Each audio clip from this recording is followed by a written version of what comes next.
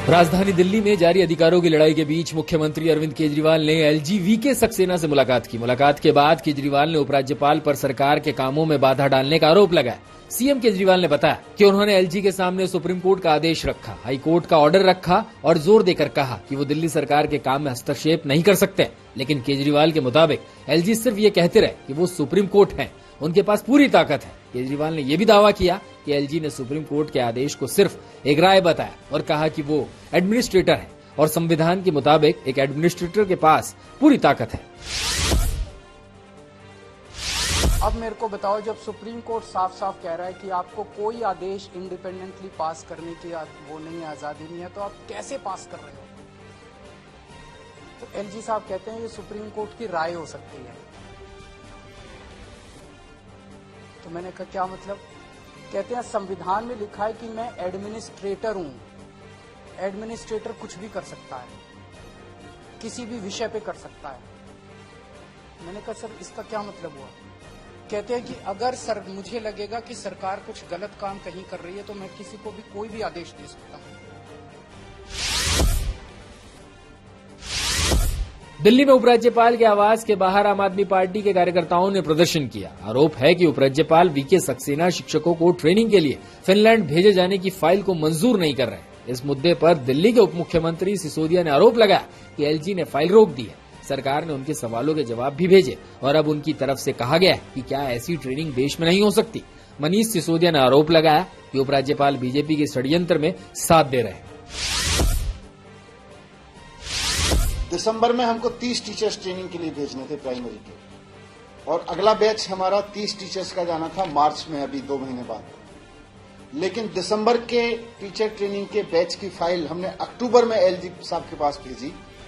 तो पहले तो एलजी साहब ने उस पे फाइल को घुमाने के चक्कर में और डिले करने के चक्कर में कि हो ही ना, उस पे लिख के भेजा कि भाई ये जो यूनिवर्सिटी है जिससे आप ट्रेनिंग करा रहे हो फिनलैंड की, इसके पास एक्सपीरियंस है कि नहीं है। यूनिवर्सिटी की एक संस्था वहां ट्रेनिंग कराती है, यूनिवर्सिटी की ही अपनी संस्था है, उसके पास टीचर ट्रेनिंग का एक्सपीरियंस है कि नहीं है, और डीओपीटी की गाइडलाइन फॉलो हो रही है कि नहीं हो रही है। अरे 1000 टीचर्स को भेज चुके हैं विदेशों में, डीओपीटी की गाइडलाइन फॉलो करके ही भेज रहे हैं। तो वो फाइल ये कह के वापस भेज दी। जम्मू के दौरे पर पहुंचे गृह मंत्री अमित शाह ने आतंकी हमले में मारे गए लोगों के परिवार वालों से मुलाकात की। साथ ही मेडिकल कॉलेज जाकर घायलों का भी हालचाल जाना। अमित शाह को राजौरी भी जाना था, लेकिन खराब मौसम के चलते वो राजौरी नहीं जा सके। सुरक्षा बलों और खुफिया एजेंसियों से मुलाकात के बाद अमित शाह ने कहा कि राजौरी घटना की जांच एनआईए कर रही है। सरकार ने दोनों घटनाओं की जांच सौंपी है, एनआईए और जम्मू पुलिस मिलकर इनकी जांच करेगी। उन्होंने आगे बताया कि हम जम्मू कश्मीर की सुरक्षा के लिए प्रतिबद्ध हैं। 3 महीने के अंदर कश्मीर के हर क्षेत्र की सुरक्षा को मजबूत किया जाएगा।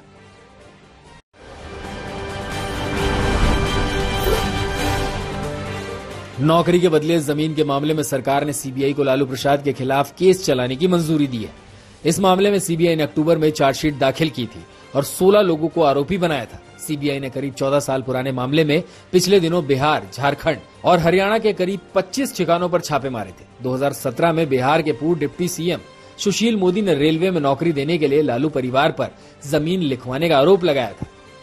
जांच में पाया गया कि रेल मंत्री रहते पटना के 11 और गोपालगंज के एक शख्स को लालू ने चुपके से नौकरी दी है। इन नौकरियों के बदले उनसे अपने परिवार के नाम पर जमीनें लिखवा ली। कांग्रेस ने ऐलान किया कि वो 26 जनवरी से केंद्र सरकार के खिलाफ राहुल गांधी का लिखा पत्र हर घर तक पहुंचाएगी। राहुल गांधी देश में फैली हुई नफरत, बेरोजगारी, महंगाई और अन्य आम मुद्दों को लेकर चिट्ठी लिखी है। उनका ये संदेश अब पार्टी हर घर तक पहुंचाएगी। कांग्रेस का ये कार्यक्रम 2 महीने का होगा, जो देश की 2.5 लाख ग्राम पंचायतें, 6 लाख गांव और 10 लाख बूथ तक पहुंचाया जाएगा। कांग्रेस के नेता जयराम रमेश ने कहा कि ये कार्यक्रम हाथ से हाथ जोड़ो कांग्रेस पार्टी के चिन्ह और भारत जोड़ो यात्रा के राजनीतिक संदेश को आगे ले जाएगा। जोशीमठ में जमीन धंसने के मामले में सरकार ने एनटीपीसी के खिलाफ आरोपों की जांच का आदेश दिया है। कैबिनेट की बैठक में यह फैसला किया गया। इसके साथ विस्थापित परिवारों को ज्यादा मदद देने की बात कही गई। कैबिनेट की बैठक में फैसला लिया गया कि जोशीमठ की हर विस्थापित परिवार के 2 सदस्यों को मनरेगा के तहत नौकरी दी जाएगी। इस बीच भारत की स्पेस एजेंसी इसरो ने सैटेलाइट तस्वीरों की मदद से बनाई गई रिपोर्ट के हवाले से जानकारी दी है कि जोशीमठ में 12 दिनों में 5.5 फुट का धंसाव हुआ है। हिमाचल प्रदेश के मुख्यमंत्री सुखबिंदर सिंह सुक्खू ने राज्य में पुरानी पेंशन स्कीम को फिर से लागू करने की घोषणा कर दी है। सीएम सुखबिंदर सिंह सुक्खू ने ट्वीट कर इसकी जानकारी दी। हिमाचल में हाल ही में संपन्न हुए विधानसभा चुनाव में पुरानी पेंशन स्कीम यानी ओपीएस बड़ा मुद्दा बन गया है। सुक्खू ने ट्विटर पर लिखा कि लोहड़ी के शुभ अवसर पर मुझे हिमाचल के कर्मचारियों की लंबित मांग ओपीएस को बहाल करते हुए बहुत खुशी हो रही है। मुझे पूर्ण विश्वास है कि कर्मचारी सरकार के साथ कंधे से कंधा मिलाकर हिमाचल के विकास में अपना पूर्ण सहयोग देंगे।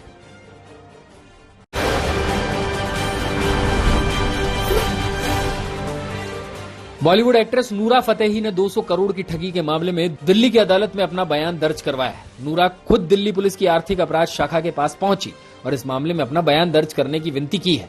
इसके बाद दिल्ली पुलिस ने पटियाला हाउस कोर्ट में नूरा का बयान दर्ज करवाया। इससे पहले मनी लॉन्ड्रिंग केस नूरा फतेही से ईडी कई बार पूछताछ कर चुकी है।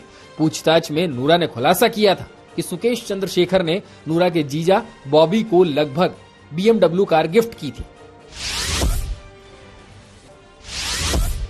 टीवी एक्ट्रेस तुनिशा शर्मा की मौत के मामले में आरोपी सिजान खान की जमानत याचिका खारिज हो गई है। वसई कोर्ट ने फैसला सुनाते हुए सिजान को जमानत नहीं दी।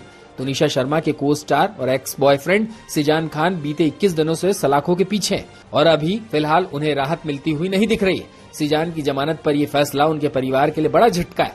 सिजान के वकील अब हाई कोर्ट में जमानत के लिए अर्जी करेंगे। एयर इंडिया के विमान में बुजुर्ग महिला पर पेशाब करने का आरोपी शंकर मिश्रा अपने बयान से पलट गया।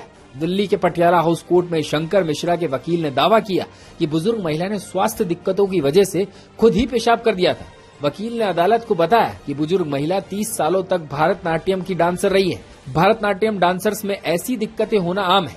शंकर मिश्रा से पूछताछ के लिए उसकी कस्टडी मांगने की दिल्ली पुलिस की याचिका पर अदालत की ओर से जारी नोटिस पर शंकर मिश्रा के वकील ने यह जवाब दिया।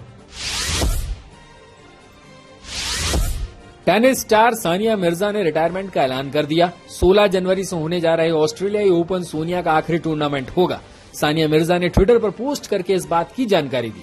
पहले सानिया ने घोषणा की थी कि वो दुबई टेनिस चैंपियनशिप के बाद संन्यास लेंगे, जो 19 फरवरी से शुरू हो रही है, लेकिन अब उन्होंने ऑस्ट्रेलियाई ओपन के बाद ही करियर पर विराम लगाने का फैसला लिया है। सानिया मिर्जा ने बताया कि वो ऑस्ट्रेलियाई ओपन के बाद अपने बेटे के साथ अधिक वक्त बिताना चाहेंगे।